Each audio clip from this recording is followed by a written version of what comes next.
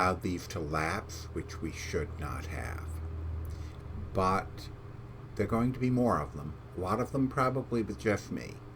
Some of them with more than just me. But this one, and the one that will immediately follow it, are two efforts of mine to clearly lay out what COVID is and isn't. Now, you all know my terminal degree is not in medicine, but it is in a STEM field, and I have done a considerable amount of research on this. So I want to start by talking about what COVID is and isn't on this particular video. This video is going to look at the virus, at treatments, at why we're doing what we're doing, and what we should be doing for the good of everyone. The next video, part 2 of this, will look at long-term effects on the political economy, which is closer to my field, I grant you, that are being caused by COVID, and the aftermath that there's going to be even after the virus is eliminated. With that said, let's start with a discussion of what COVID-19 is, and, frankly, what it isn't.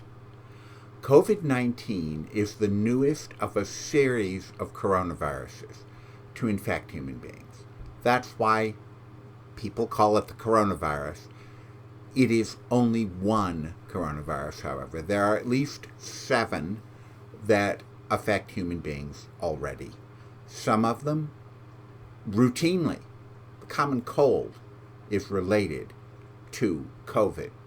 However, some of the viruses, and there are a huge reservoir of these viruses in animals, most of them can't infect human beings. They have to mutate to be able to affect human beings, or they have to do gene exchanges between different viruses to get to a point where they can jump the species barrier and suddenly begin to affect us. Before SARS-2, there were other recent and very deadly coronaviruses that made that species barrier jump. MERS. MERS is a coronavirus, and it had a kill ratio of about 50%. So we're very fortunate that this is not as deadly as MERS. But, as often happens with viruses, the more deadly they are, the less transmittable they are. There's something called an R0 factor. That R0 or R0 factor determines infectivity. How many people will I, if I am infected, spread this disease to on average? If the R0 is less than 1, between 0 and 1, the virus is going to die out on its own because it can't spread fast enough to keep itself reproducing. The worst R0 that I know of, and I'm sure there are probably worse, is measles. It has an R0 of 18. COVID is right in the same range as the flu, the seasonal flu. It has about a 2.4 or 5, somewhere in that range, R0. So every person that gets it spreads it to between 2 and 3 other people, with an occasional exception of someone who is mostly a loner, who doesn't spread it to anybody, or somebody who is a very social creature and spreads it to many, many people, particularly if they're asymptomatic. And remember, the historical example of that is Typhoid Mary. Typhoid Mary spread typhoid fever to hundreds, I guess, of people.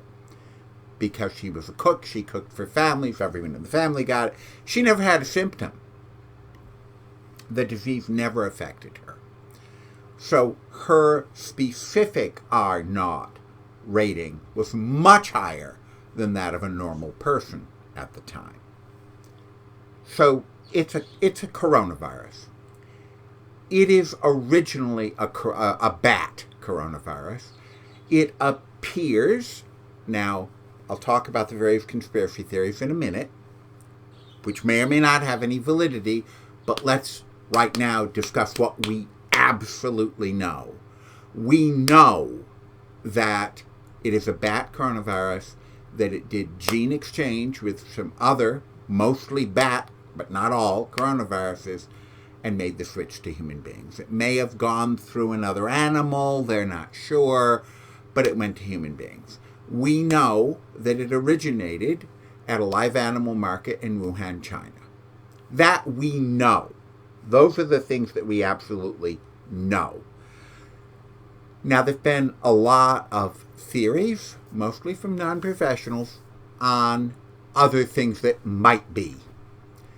So, while I cannot absolutely guarantee that some of them aren't, for example, there's a virology lab in Wuhan that actually works on vaccinations for animals to prevent the spread of coronaviruses.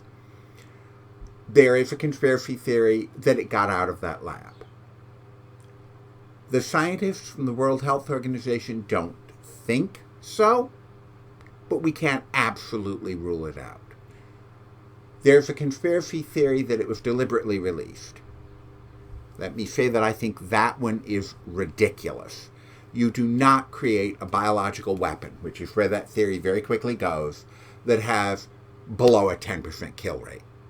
You create a biological weapon that has a 90+% kill rate, and you create a vaccine for it for your own people at the same time. The idea that somehow the Chinese deliberately released an improperly developed biological weapon is a fallacy. They would never do that. And I don't believe it was a biological weapon. I see no evidence. They've examined the genome in depth. There's no evidence that it did not naturally evolve.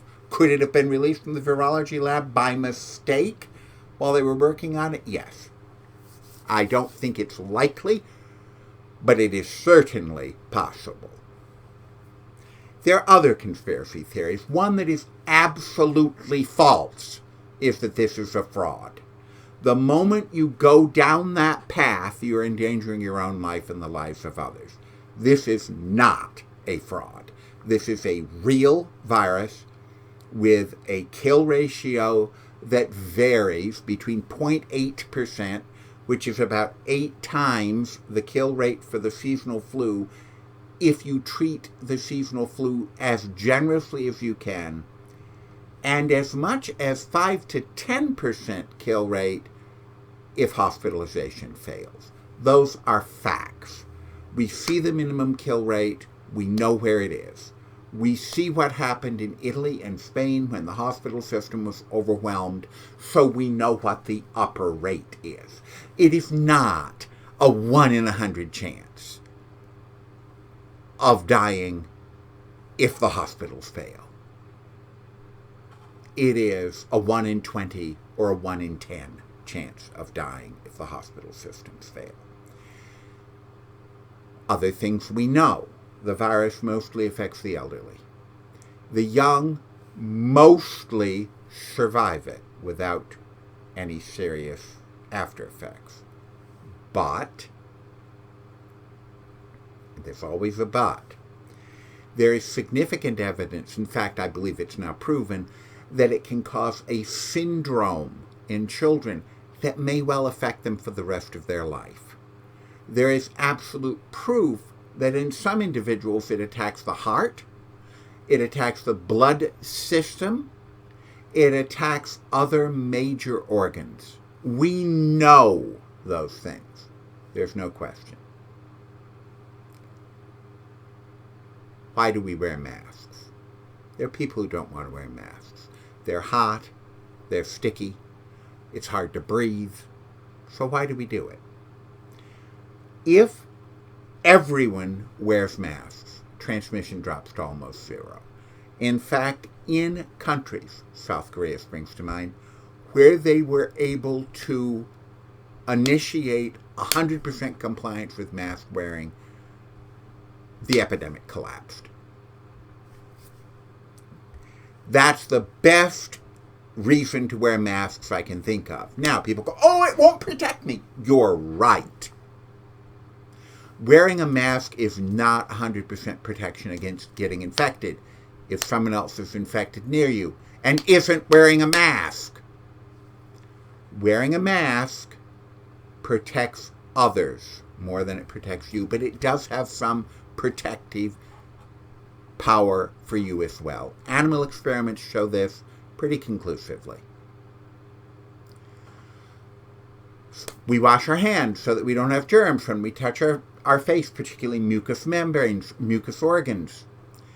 We socially distance because it is primarily a droplet spread. It can aerosolize, but in general the droplets fall within 6 feet of the person. There are rational reasons for the various things. And of course we avoid going out, and all the after effects of that will be discussed in the second video. Treatments. This is not a forever thing. I'm linking in the description below a couple of sites. You can look at various treatments that are being developed. These sites actually have some scientific cred, which brings me to a point. Stop trusting everybody on the internet. All of you, everyone. There are people who want to sow chaos. There are people who want others to be afraid. There are people who want to bring about revolution. Stop listening to them. Listen to people with some claim to competency. Nobody should be making claims without giving you any references to look at. Nobody. If they are, they're probably making false claims about the virus. Ignore them. So I have linked things. There are a number of drugs, a number of antivirals. Remdesivir is one, which is very promising. It shortens the average hospital stay. The death rate goes way down. There are immunotherapies where they use a plasma-based treatment on people who are seriously ill. There are other treatments being developed right now that are very promising. I think it is reasonable to think that by late fall we will have treatments that drop the death rate back down into a flu-like rate. They may or may not handle the syndrome. The syndrome in young people worries me. Young people are much less likely to be symptomatic. They're much less likely to die outright. But this syndrome, we don't know if it will ever go away. It may be like the heart condition that used to develop in flu victims who took aspirin if they were young enough. RISE, I think it's called. If it is that bad, we're setting up a significant portion of our youth to have health problems for the rest of their life, and that is truly sad.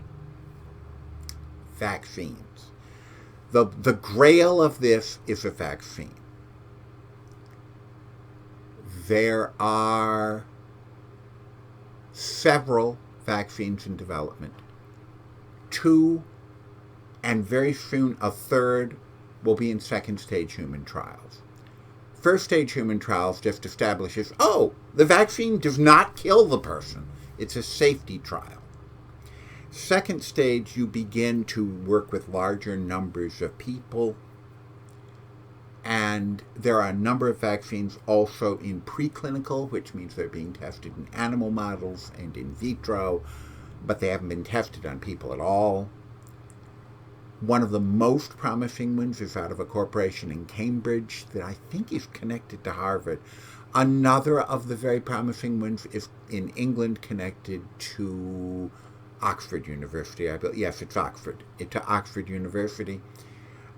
There is another one being developed by a corporation out in the Seattle area, a medical corporation. So a vaccine is coming. Dr. Fauci recently said that he thought that this may be the fastest vaccine development ever.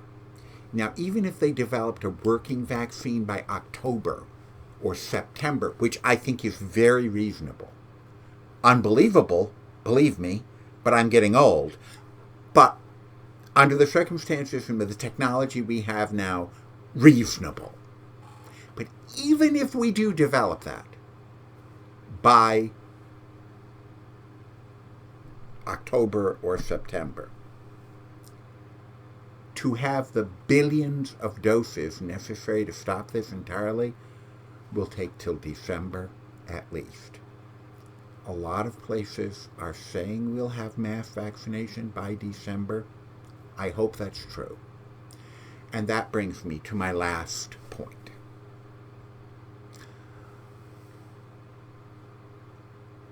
In the 1800s, in the 1700s, in the 1600s, and more before that, huge portions of the population died of preventable diseases that are prevented by vaccination. That is a fact. Always separate facts from people's ideas, whether they're mine or anyone else. It is a fact that a large portion of our youth died of preventable diseases. It is a fact that when things like smallpox went through Europe, a quarter, a third of the population died before vaccinations. There is every evidence that vaccination stopped these things. Someone that tells you otherwise is lying. They're making stuff up. It is not worth your time. And it doesn't matter what titles are with their name. This movie that was put out by Dr. Mikovits. I'm old. I know who she is. Back in the 80s, she was saying, "Oh, Dr. Fauci robbed me of the right to discover HIV, which back then was HTLV3. He robbed me of that so his friend Robert Gallo could discover it." No. She was working on a different retrovirus. She suggests, now she has said in interviews, "Oh, I'm not anti-vax," and then you watch what she says in her movies, in her things. She can no longer get a medical grant. And I'll tell you something, you do good work, they don't care if you think you were able to do that work because druids came up out of the roots of the plant and delivered you the plan for the treatment. They will give you money if you're effective. She's not effective. The one major article she ever had published was in Nature, and it was retracted when it was proved to be inaccurate. Don't listen to people like that. Vaccines are effective, useful. They do not cause autism. Autism has a clear genetic component that we have identified. Will I look you in the eye and say that back when they added a form of mercury to vaccines, it was healthy? No. But they don't do that in childhood vaccines anymore. And they only do it in mass doses of flu vaccine. And when you get the flu vaccine, you say, "I don't want a flu vaccine with any thimerosal in it, please." And you will never get any. Stop listening to crazy people.